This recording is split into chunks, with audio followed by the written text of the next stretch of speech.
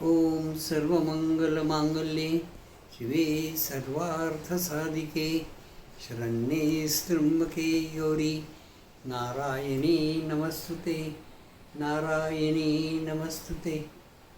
बंधूंनो, गेले 2 प्रवचनात आपण श्री विठ्ठल आणि वारकरी संप्रदाय याबद्दल थोडंफार विवेचन केलं.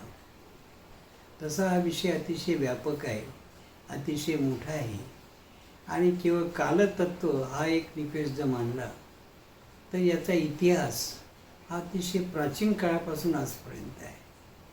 आणि तो इतिहास त्यातले काही भाग मांडण्यात आलेले आहेत, काही इव्हेंट्स म्हणू आपण त्याला, काही प्रसंग म्हणू आपण, तेवढे सादर करण्यात आले. त्यामुळे वारकरी पंथाचा, विठ्ठल संप्रदायाचा, पंढरपूर परंपरेचा सगळा इतिहास आज आपल्यासमोर आहे.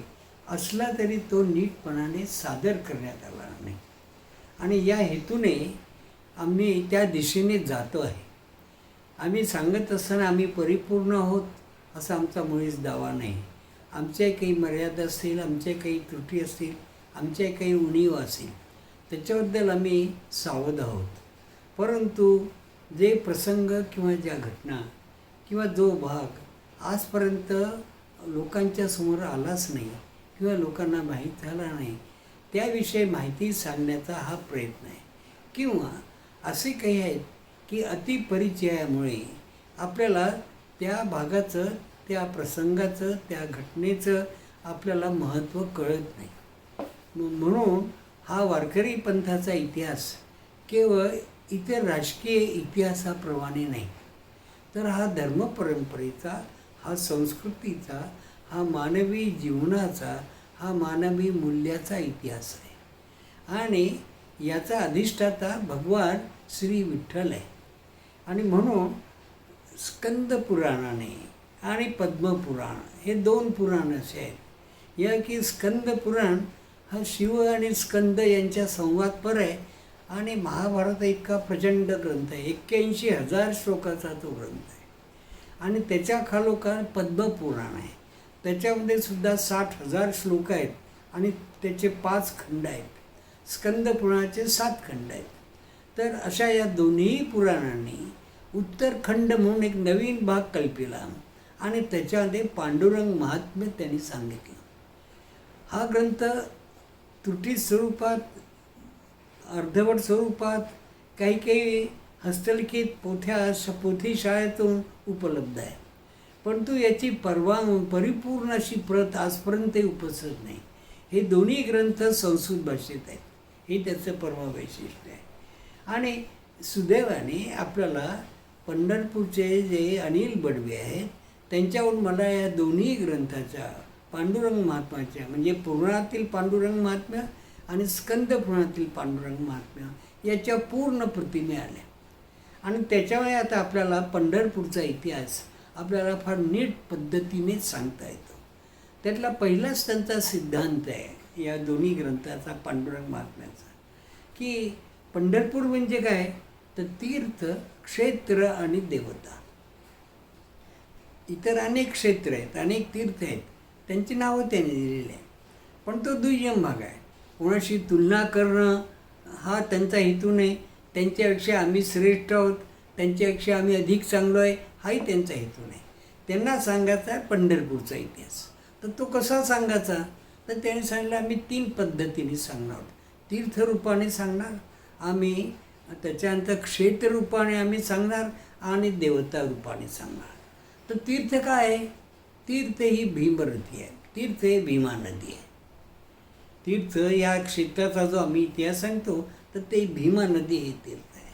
क्षेत्र कोणचं आहे तर पांडुरंग हे क्षेत्र आहे. पांडुरंगपूर, पंढरी हे जे नाव आहे, पंढरपूर हे जे नाव आहे, हे पांडुरंगपूर या शब्दावरूनच आलेलं आहे. आणि म्हणून पंढरपूर, पांडुरंग हे क्षेत्र आहे, हे स्थान आहे. आणि या क्षेत्राची देवता आहे ती महाविष्णू आहे, भगवान विष्णू आहे. असे हे 3 तीर्थ, क्षेत्र आणि देवता या 3 रूपामध्ये या दोन्ही पुराणांनी पंढरपूरचा इतिहास सांगितलेला आहे. तर याच्यावर एक थोडंसं ओझरतं नजर टाकायची आहे. मग आपल्याला एक एक मुद्द्यावर कळायचं आहे अगदी. तर तो मुद्दा असा आहे की आजपर्यंत आपल्याला आपल्यासमोर जो काही इतिहास, जी काही परंपरा आहे ती संत परंपरेची आहे आणि ती कोणाला नाकारता येत नाही, नाकारता येणं शक्यही नाही. आणि बहिणाबाई, तुकाराम शिष्या बहिणाबाई यांनी असं सांगितलं. त्या तुकाराम शिष्या बहिणाबाई शिऊरच्या होत्या आणि शिवरून त्या आपला तुकाराम महाराजांच्या दर्शनाला त्यांना स्वप्नामध्ये प्रथमतः तुकारामाचा दृष्टांत झाला आणि त्यांनी आपल्या 21 जन्माची हकीकत, पूर्वजन्माची हकीकत आपले पुत्र विठ्ठल यांना सांगून ठेवली आहे.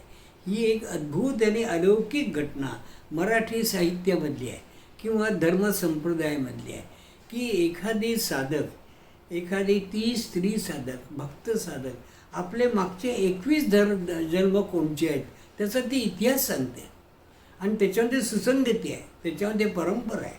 आणि म्हणून अशा 21 जन्मापासून म्हणजे एक जन्म आपण 50 वर्षाचा धरून चाललो आपलं आयुष्य, तर 21 वर्ष म्हणजे किती? 21 जन्माचे किती वर्ष होतात? 450 होतात, जास्ती होतात.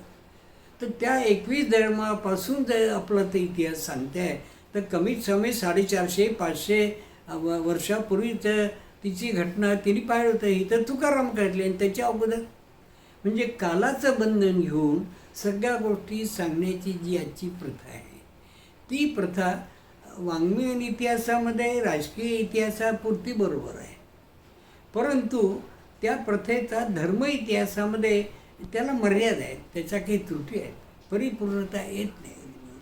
हा मुद्दा आपण आवश्यक लक्षात ठेवू. आणि दुसरा मुद्दा असा आहे ते या ठिकाणी की बहिणाबाईसारख्या 21 जन्म असणाऱ्या स्त्रिया तुकारामाच्या शिष्यवर्गातल्या आहेत. त्यांना स्वप्नामध्ये तुकाराम महाराज उपदेश देऊन राहिले आहेत, मग त्यांची भेट होते. असं जे आहे तर हे जे अलौकिक जीवन आहे हे ते एका व्यक्तीच आहे. अशा स्वरूपाचं स्वप्नामध्ये तुकाराम महाराजांनी कोणाला दर्शन दिलं असेल? महिपती बुवांना दिलेलं आहे, त्यांनी तसं वर्णन केलेलं आहे.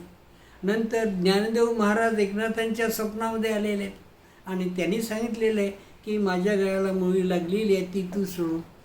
म्हणजे स्वप्नातून ज्ञानदेव महाराजांनी एकनाथांना सांगितलं आणि जिथे कुठे एकनाथ असेल तिथून ते आळंदीला आलेले. म्हणजे स्वप्न ही तुमच्या आमच्या जीवनात घडणारी घटना परमार्थामध्ये आणि अध्यात्मामध्ये सुद्धा अतिशय महत्त्वाची असते. आणि अशा श्री गुरुचरित्रात याचे अनेक स्वप्नाचे उल्लेख आहेत की स्वप्नातून त्यांनी दर्शन दिले. सगळ्याच हे सगळं जाऊ द्या ना, अनेकांना आपलं रामरक्षा स्तोत्र माहीत आहे आणि हे त्याचे प्रणेते बुधकौशिक आहे. तर बुधकौशिकाला हा जो सत्कारित आदेश झालेला आहे तो स्वप्नामध्ये झालेला आहे की रामाचे शतकोटी विस्तर. तर अशा स्वरूपाचे संप्रातून होणारे आदेश, संदेश हे परमार्थ क्षेत्रामध्ये सत्पुरुषाच्या जीवनामध्ये वारंवार येतात, वारंवार आपल्याला दिसतात, वारंवार आपल्याला आढळतात. आणि काही सत्पुरुषांनी अशा त्या स्वप्न उपदेशाची, संदेशाची आपल्या चरित्रात म्हणा, ग्रंथामध्ये म्हणा नोंद केलेली आहे. एकनाथ महाराजांनी जेव्हा भावार्थ रामायण लिहिलं तेव्हा एकनाथ महाराज बालकांडामध्येच म्हणाले. नंतर मला स्वप्नामध्ये रामचंद्र बसलेले आहेत आणि ते वारंवार सांगतात की यार बसलास काय, उठ माझं चैत्रले. मी विश्रांती घ्यायला लागलो तर विश्रांती कशाला करतो, उठ माझं चैत्रले. मला झोप यायला लागली, मी अंथरुणावर म्हणतो झोपतोच काय, उठ. म्हणजे निद्रा आणि जागृती या ज्या आपल्या आयुष्यातल्या लौकिक आयुष्यातल्या ज्या दोन अवस्था आहेत याच्या पलीकडे काहीतरी अवस्था आहे. या जागृत आणि निद्रावस्थेच्या पलीकडे अवस्था आहे. त्या अवस्थेला समाधी अवस्था म्हणा किंवा त्याला तुरीय अवस्था म्हणतात. योगी लोकांनी याचं विवेचन केलं आहे, एकनाथांनी विवेचन केलं आहे. ही जी तुरीय अवस्था आहे, ही जी परमेश्वराशी एकरूप होण्याची अवस्था आहे, तादात्म्यता आहे, या अवस्थेचं वर्णन हा वारकरी पंथाचा इतिहास आहे. मग तो संत कोणी असो, तो तुकाराम असो, तो ज्ञानेश्वर असो, तो एकनाथ, या व्यक्ती आहेत. पण त्यांचा जो आदेश आहे, त्यांच्या ज्या परंपरा आहे ते स्वप्नातून आले ते त्यांचे, हे दुसरी गोष्ट आहे. आणि तिसरी गोष्ट अशी की तुमच्या आमच्यासमोर ज्ञानेश्वर निवृत्तीनाथ महाराज आहे. आणि त्या बहिणाबाईने जिचं मगाशी आपण विवेचन केलं, ती बहिणाबाई आपल्याला सांगते आहे की ती वारंवार सांग की ज्ञानदेवे रचिला पाया तुका झाल्याचे कळस. आणि हे अभंग किंवा हे पद, हे गीत सगळ्यांच्या तोंडपाठ आहे की ज्ञानदेवाने या परंपरेचा पाया घातला आणि तुकाराम महाराज कळस आहे. बहिणाबाई काही खोटं बोलून राहिले, ती बरोबर सांगून राहिलेली. पण तिने जी अवस्था उन्नत आणि विकसित झालेली अशी भव्य अवस्था पाहिली, त्याचं ती वर्णन करते. पण याचं मूळ कुठे आहे? याचं मूळ फक्त ज्ञानदेवापासून आहे का? नाही, असं नाही. वेगळ्या आजच्या भाषेमध्ये ज्ञानदेव आणि निवृत्तीनाथ किंवा नामदेव हे ज्ञानदेव समकालीन आहे.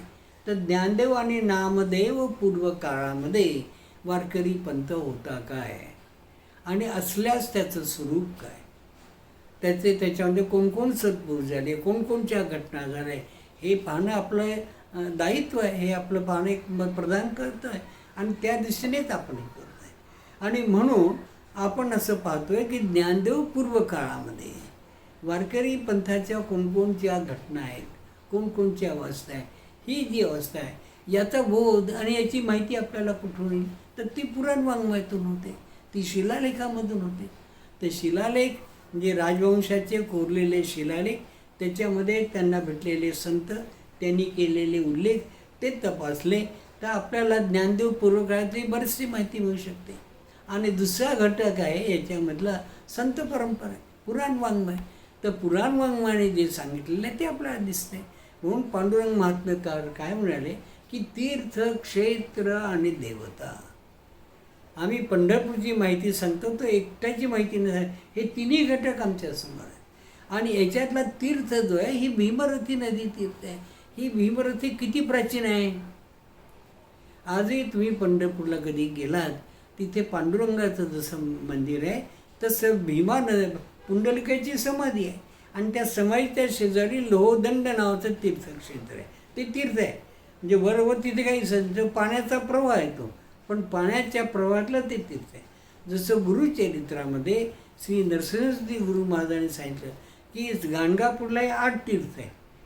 आपण पाहिलं तर आपला नुसता प्रवाहच दिसतो, तिथे पाट्यावरून आपण ते ओळखतो. पण ते नदीमधलं तीर्थ प्रगट करणं, नदीच्या पाण्यामध्ये प्रवाहातलं जे तीर्थत्व आहे ते तीर्थ प्रगट करणं हे अवतारी कार्य संत पुरुष किंवा गुरु महाराजच करतात, बाकी कोणाला करता येत नाही. आणि म्हणून याचे उल्लेख अतिप्राचीन काळापासून आढळतात. त्याचा एक किस्सा आपल्याला मी सांगतो की एकदा भगवान श्रीकृष्णाचे वडील बंधू बलराम हे एका ठिकाणी पुराणाला गेले, काही सांगत होते. आणि तो पुराण सांगणारा जो होता त्याचा अधिकार काही त्यांना तसा तो मान्य होता. म्हणून त्यांनी रागाच्या भारात की तुझा अधिकार नसताना तू हे करतो म्हणून त्याला मारलं. तर सगळ्या ऋषींनी त्याचा निषेध केला. तू हत्या केलीस, वध केलास. परमार्थामध्ये हत्या आणि वध हे दोष आहेत, हे दोष नाही तर महापाप आहेत, हे चालत नाही. तर तुला बलरामा प्रायश्चित्त करावं लागेल. आणि बलरामाला तीर्थयात्रेला पाठवलं. त्या बलरामाच्या तीर्थयात्रेचं सगळं वर्णन भागवत पुराणाच्या दशमस्कंदाच्या 79 अध्यायात आलेलं आहे. आणि तो जेव्हा आला आणि त्याने जी तीर्थ घेतली त्या तीर्थाची यादी पाहण्यासारखी आहे. आणि त्याच्यात दक्षिणेचं तीर्थ रंगनाथ आहे, नंतर व्यंकटेश म्हणजे ज्याला आपण गिरीचा बालाजी तर ते गिरीचा बालाजी आहे, श्रीशैल आहे मल्लिकार्जुन त्या ठिकाणी आहे, पंपा म्हणजे हंपी जे आजचं ठिकाण आहे की ज्या पंपा सरोवरावर हनुमंतांनी रामचंद्राची भेट झाली त्या तीर्थावर बलराम आलेला आहे. त्याच्यानंतर तो गोकर्ण तीर्थाला गेलेला आहे. त्याच्यानंतर तो खाली कन्याकुमारी गेले. त्या सगळ्या तीर्थांची नावं आहेत, त्यांच्या स्थानांची नावं आहेत.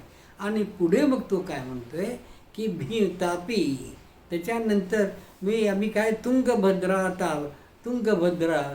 आणि भीमरथीवर आला आहे. म्हणजे ज्या भीमरथीवर ज्या भीमा तीरावर पांडुरंग हे तीर्थ आहे, पंढरपूर हे तीर्थ आहे. आणि या भीमा नदीचं महात्म्य हे नावाचा एक ग्रंथ आहे, पुराणिक ग्रंथ आहे. म्हणजे आपल्या असं झालं की या भीमा नदीवर 2 प्रधान तीर्थ आहेत, एक भीमेश्वर जिथे भीमा नदी उगम पावते, ज्योतिर्लिंग आहे शिवाचं, आणि दुसरं पंढरपूर. तर अशी ही दोन्ही तीर्थ भीमा नदीवर आहेत.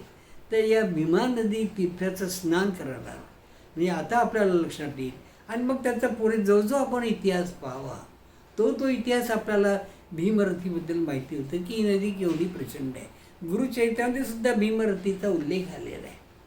आणि गुरुचरित्रात पांडुरंगाचा उल्लेख, पांडुरंग मातृलिंग असा पंढरपूरचा उल्लेख आहे. ते मातृलिंग काय आणि पांडुरंगाला मातृलिंग काय म्हणतात हे आपण पाहणार आहोत पुढे. मी या ठिकाणी एवढंच सांगतो आहे की पुराणकाळ जे आपल्याला सांगतात आहे की तीर्थक्षेत्र आणि महात्म्य, तर ते नुसती माहिती देत नाही, ते नुसते उल्लेख करत नाही, तर ते किती प्राचीन काळापासून ती स्थान आहेत याचे उल्लेख ते सगळे पुराणकार आपल्याला करतात. आणि ज्या अर्थी कृष्णाचे बंधू बलराम हे भीमरथीवर स्नानाला येतात, दक्षिणेतल्या तीर्थावर स्नानाला येतात, तेव्हा तीर्थस्नान करणं, स्थानावर जाऊन त्या तीर्थस्थानात स्नान करणं ही अतिशय महत्त्वाची घटना आहे. तो एक विधी आहे, तो एक परंपरा आहे. आणि ती परंपरा वारकऱ्यांनी जशीच्या तशी आजही घेतलेली आहे. ते असं म्हणतात की भीमा नदीमध्ये स्नान आणि नगर प्रदक्षिणा. म्हणजे आलेला प्रत्येक वारकरी पारशाने कधी विठ्ठलाचं दर्शन घेणार नाही, किती त्रास होतो त्याला. पाऊस पडो का ऊन असो किंवा सकाळ असो का संध्या, ते भीमा नदी स्नान करते आणि स्नान करून पांडुरंगाच्या दर्शनात. तर अशा तीर्थाने तीर्थदर्शन आणि तीर्थस्नान हा वारकरी संप्रदायाचा आपल्या इतर धर्मपरंपरेप्रमाणे एक व्यवच्छेदक लक्षण आहे, एक महत्त्वाचा असा भाग आहे. आणि तो या पांडुरंग महात्म्याने सविस्तर वर्णन केलेलं आहे. दुसरी गोष्ट आपल्याला याच्यामध्ये काय मिळते की हे तीर्थस्थान एक अतिशय अद्भुत आहे. आणि या तीर्थस्थानावर हा जो विठ्ठल आहे, या विठ्ठलाची पूजा अर्चा आपण पाहिली की आषाढी एकादशी आणि कार्तिक एकादशी मागच्या वेळेस आपण पाहिलं. तर या एकादशीला विठ्ठलाचं दर्शन कसं यायचं, मला जे आहे ते सांगायचं आहे, मला कोणावर टीका टिप्पणी करायची नाही. एक याने मी सांगतो. आज आपण लोक गाणी जातो, याने जातो, ज्याने तो आपापल्यापर्यंत जातो. पण वारकरी जो असतो तो पायी दिंडीने तिथे जातो. तो त्याचा विधी आहे, ती त्याची परंपरा आहे, तो तसा जात नाही. आणि दिंडीने तिथे म्हणजे दिंडी म्हणजे समूह. आणि या दिंडीचा उल्लेख इसवी सनाच्या 4-5व्या शतकामध्ये कर्नाटकामध्ये मला सुद्धा आढळला की दिंडीश वरद असं वर्णन आहे की तो साधू वर्ण त्याला आशीर्वाद देतो की दिंडीश म्हणजे शिव, दिंडीत वनातील जो शिव आहे, दिंडीत वनामध्ये जे शिवाचं स्थान आहे त्या शिवाचा वरद ज्याला प्राप्त झालेलं आहे. आणि नेमकं ही जी त्या सत्पुरुषांनी जो आशीर्वाद दिला आणि हे उल्लेख जसे आपल्या कर्नाटकात आढळतात तसंच पंढरपूरमध्येही आपल्याला आढळतात. कुंडलिक वरद हरी विठ्ठल, या एका वाक्यामध्ये सगळा वारकरी पंथाचा इतिहास आलेला आहे. कुंडलिकाला वर देणारा हा विठ्ठल, त्याचा मी दर्शन घेतो. म्हणजे देव आणि भक्त या दोहोंची नावं इथे आली. आणि त्यातही क्रम कसा आहे, देव आणि भक्त क्रम नाही, भक्त आणि देव क्रम आहे. आणि हाच विचार, भक्तांना प्राधान्य, भक्त तिथे येतात, दर्शन घेतात, संकीर्तन करतात, आनंदाने नृत्य करतात, आनंदाने संवाद करतात, चर्चा करतात, हे सर्व खरं आहे, काही प्रश्नच नाही याच्यामध्ये. पण तो देव काय म्हणतो की मी भक्तानुग आहे.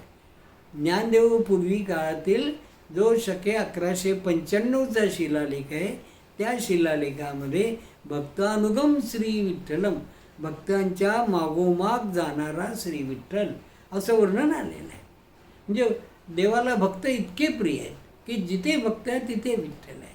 आणि दुसरं कसं आहे की तो देव भक्ताशी संवाद करतो आणि क्रीडा करतो. देव भक्ताचा संवाद. तुम्ही असं म्हणाल की बाय आम्हाला तुमचे विचार, तुमचं हे करायला आम्हाला काही वेळ नाही, आम्हाला बरीचशी कामं आहेत, हे जास्ती तुम्ही भारून लावून राहिलेले आहेत, आम्हाला तुम्ही एवढंच सांगा. तर आम्ही एवढं सांगू की देवभक्त यांचा संवाद, देवभक्त यांची संवाद म्हणजे वारकरी पंथ.